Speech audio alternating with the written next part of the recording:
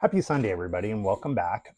Today, I want to talk about what I think is a very important subject and having to do with Satan, the world, God, and Jesus Christ, and some of the spiritual warfare that goes on, especially when you're trying to turn your life, maybe like some of you are currently, or I know I've done this in the past too, and had points in my life like that when you're trying to turn your life towards God.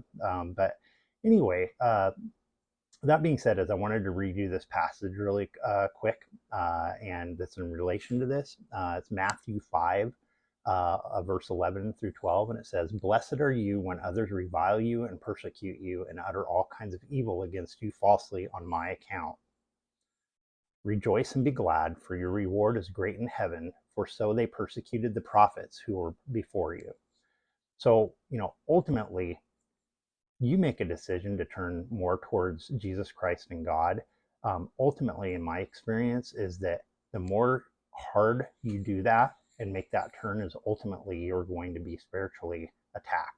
And a lot of it is because Satan obviously feels that, and you're turning more against Satan. He's losing power and control, and you're turning against the world in general, and the ways of the world.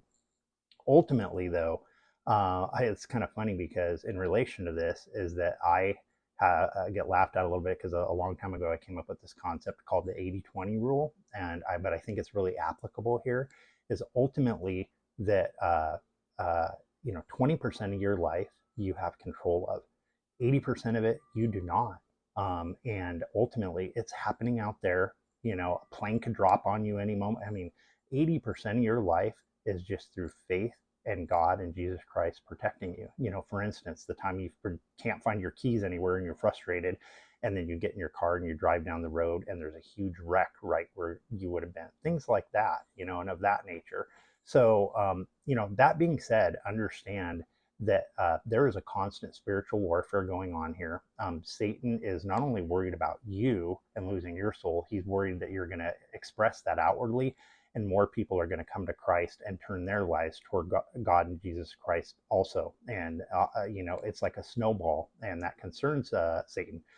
God and Jesus basically allow these things also to happen, I think, to just teach you about the 80-20 rule, and the fact that you appreciate the fact that they constantly protect you. So anyways, some things to think about. Hopefully make some sense.